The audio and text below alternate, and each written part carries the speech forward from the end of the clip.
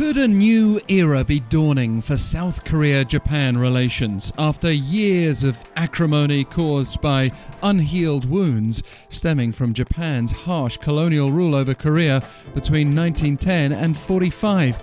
And if there's now a ray of light, what sort of impact could that have in terms of shared economic and military interests? President Yoon-Suk-yeol met Japanese Prime Minister Fumio-Kishida Sunday for their second summit in less than 2 months, and this time they met in Seoul. Kishida's the first Japanese leader to make an official visit to Korea in 12 years, just as Yoon had been the first South Korean president in 12 years to visit Japan back in March. And it seems particularly poignant that Kishida's 2-day visit began with a stop at Seoul-National-Cemetery to pay his respects, including to Korean activists who fought for independence from Japanese colonial rule. 私自身、当時、厳しい環境の下で多数の方々が大変苦しい、そして悲しい思いをされたことに心が痛む思いです。Now, that statement might not appease Japan's harshest critics, but it does represent a shift in tone. Kishida also emphasized his government's commitment to Tokyo's past positions, which include a 1998 declaration expressing remorse for the horrendous damage and pain colonial rule inflicted on the Korean people. We've reached this stage through what might be seen as a compromise. South Korea decided in March that it would go ahead and compensate Korean victims of Japanese forced labor without waiting for Japanese firms to agree to contribute. Kishida called that decision courageous, as opponents in Seoul continue to accuse the Yoon administration of turning a blind eye to history. And while Kishida's yet to relent on all thorny issues, he did agree Sunday to allow a group of South Korean experts to visit Japan later this month to inspect the planned release of radioactive water from the crippled Fukushima nuclear power plant. This has been a matter of concern here in the South for years, despite ongoing monitoring by the International Atomic Energy Agency.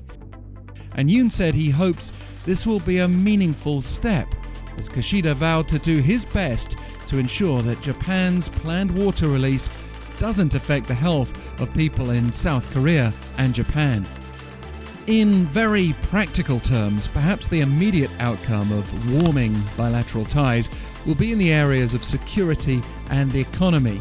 These are no doubt also the driving force between this push to improve ties amid evolving North Korean threats and China's assertiveness. With the two countries already set to hold missile defense and anti-submarine exercises regularly, as well as sharing missile warning data in real time, Yoon has also now left open the possibility of Japan joining the recent Washington Declaration. 한미 간의 이 워싱턴 선언이 완결된 것이 아니고 먼저 이것이 궤도에 오르면 또 일본도 미국과 관계에서 준비가 되면은 이건 뭐 언제든지 같이 협력할 수 있는 문제라고 생각합니다. And the Seoul-Tokyo thaw is certainly a boost to America's drive for trilateral cooperation in the face of shared challenges, as Yoon and Kishida are set to meet later this month with US President Joe Biden on the sidelines of the G7 summit in Hiroshima, where the world first witnessed the horrors of an atomic bomb dropped by the US, claiming Korean lives too among the victims in Japan.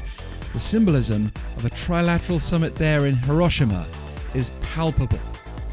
On the economic front, Kishida met with major South Korean business leaders before leaving the country. After years of strained relations, including Japan's export restrictions on certain chemical products, things have returned to normal as of last month. And going further, Kishida got together Monday with the heads of 6 business lobbies, including SK Group Chairman Chey-Tae-won, who heads the Korea Chamber of Commerce and Industry. It may be safe to assume that rather than working against each other, South Korea and Japan will be cooperating to open up supply chains, boosting innovation and production in key tech areas. We may also anticipate many more mutual visits by Yoon and Kishida amid the full-scale resumption of so-called shuttle diplomacy.